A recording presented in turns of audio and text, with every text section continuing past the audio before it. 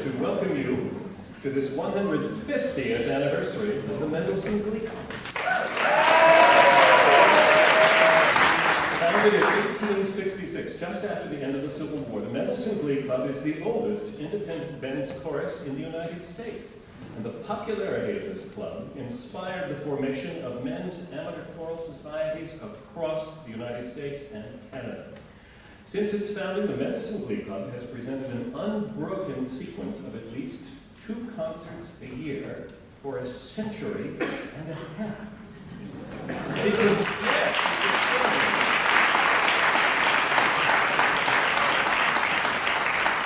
That sequence will not be interrupted tonight, though it will be delayed for a couple of minutes, because this is an appropriate occasion to consider the club's noteworthy role in the 19th century cultural life of New York City, and to speak more on the world into which the Mendelssohn Glee Club was born. Please now welcome, from the New York Historical Society, the Vice President, Chief Historian, Dean of Scholarly Programs, and Director of the Center for the Study of Women's History. Her business card is this. Please welcome Dr. Valerie Taylor.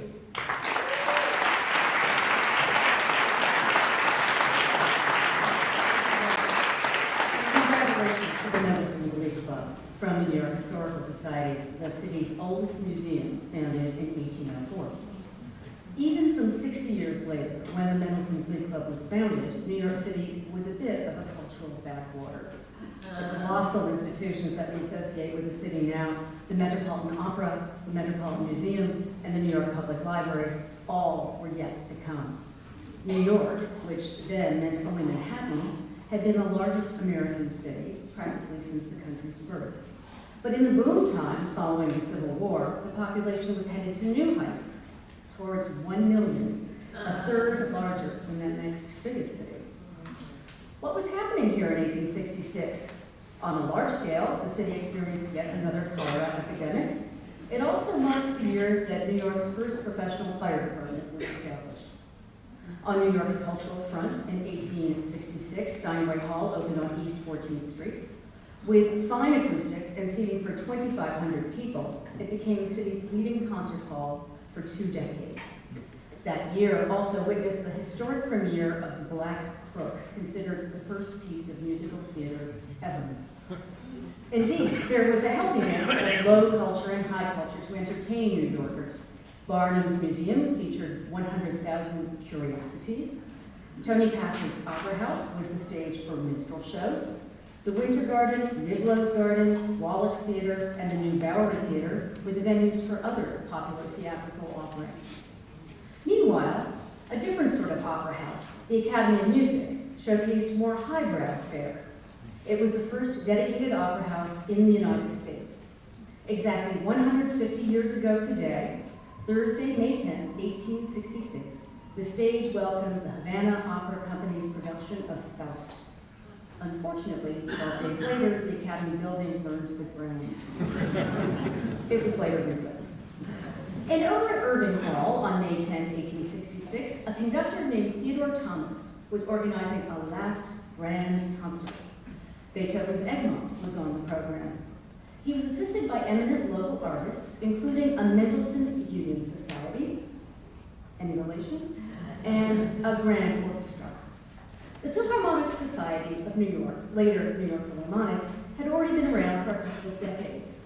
Its purpose was for the advancement of instrumental music. In 1866, it would be joined by a group dedicated to singing, the Mendelssohn Glee Club.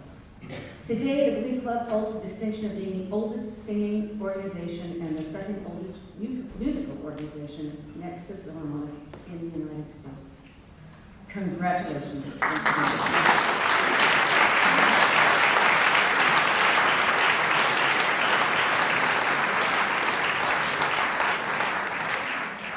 Since its early years, the Mendelssohn Glee Club has been proud to showcase wonderful new talent. Many soloists have appeared as the club's guest artists and then have enjoyed illustrious singing careers on stages around the world, and tonight is no exception.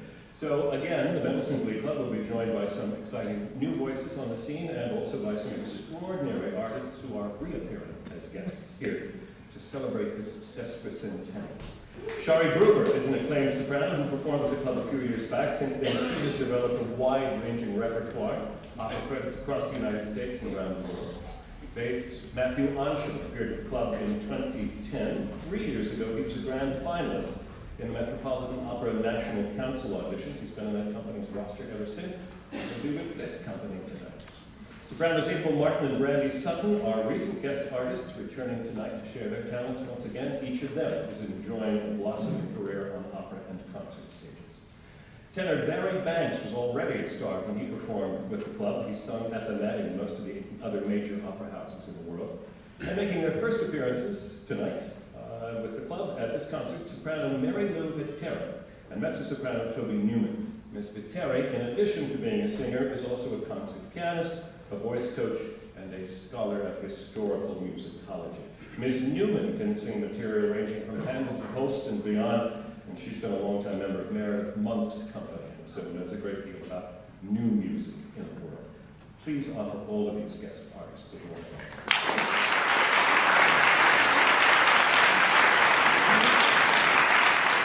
It's a Mendelssohn Glee Club tradition to feature music written by or arranged by its members or its conductors. Over 150 years, that's quite a roster.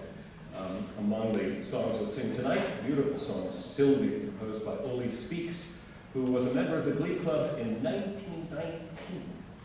Bonnie Ann was written by the club's conductor from 1896 to 1898, the distinguished American composer Edward MacDowell. And Men of the Maritime, one of several songs composed for the club by member John Pullman. Mr. Pullman? There he is.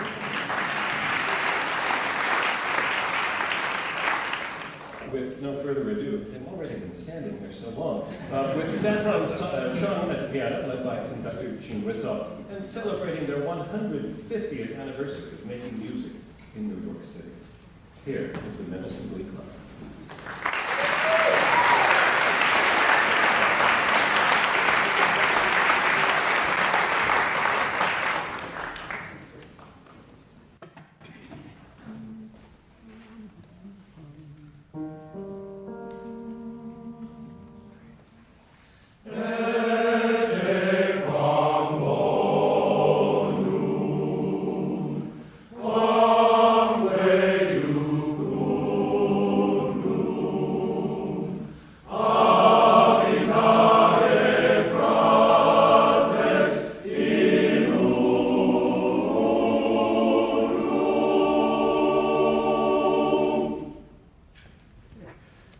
That's our greeting. That's our greeting.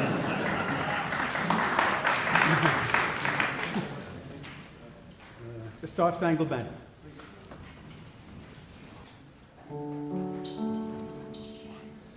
Oh, say, can you see by the dawn's early light what so proudly we hailed at the twilight's last gleaming, whose broad stripes and bright stars through the perilous fight o'er the ramparts we watched were so gallantly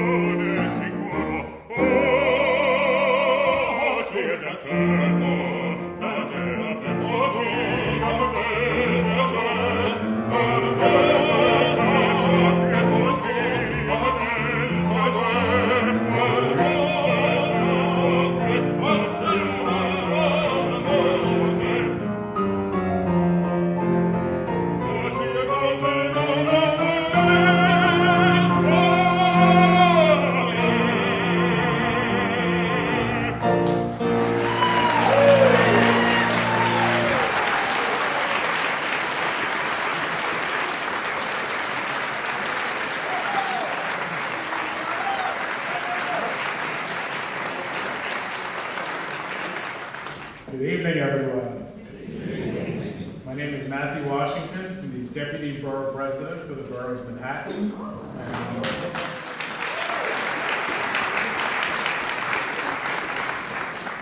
It is my honor to be here for the Mendelssohn Glee Club's 150th anniversary. And somebody told me that this is the second oldest, but just 1 year after the New York Philharmonic, you're basically twins. We're pretty close enough. This is a wonderful occasion, and we just want to congratulate certainly the president, John Miller, and the conductor, Gene Weisoff. I've had the pleasure of listening to the fabulous work that's been performed here this evening.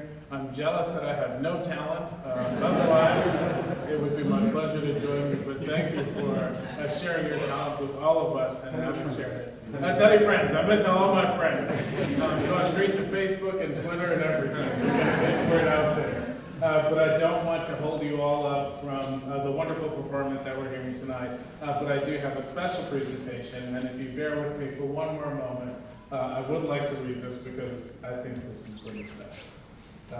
And so, we are proud to acknowledge those individuals and organizations that have remained committed to improving our city and vibrantly enriching the community. And whereas, since its establishment in 1866, the Mendelssohn Glee Club has been a part of the cultural fabric of our city and country and has presented at least 2 major concerts per year, demonstrating the sheer dedication and passion of its members. And whereas the mid-1800s was the ideal time for the Mendelssohn Glee Club, as New York City's cultural life was relatively underdeveloped, although its influence has spread much farther than the city. As the club traveled, they inspired the formation of glee clubs based on the Mendelssohn model across the country, from Boston to Philadelphia, among others. And whereas on its 50th anniversary in 1916, the members of the Mendelssohn Glee Club sang to the members of the guests of the Ellis Glee Club of Los Angeles, performing in the world's first transcontinental concert. And whereas in the 150 years of its existence, the Mendelssohn Glee Club has established and maintained brotherhood and culture, which in turn has encouraged musical and community growth in the city of New York as well as throughout the country. Now therefore be it resolved that I do hereby congratulate the Mendelssohn Glee Club for its 150th anniversary, commend the club for its numerous cultural and social contributions to the city, and proclaim Tuesday, May 10th, 2016, Mendelssohn Glee Club Appreciation Day for Borough of Manhattan.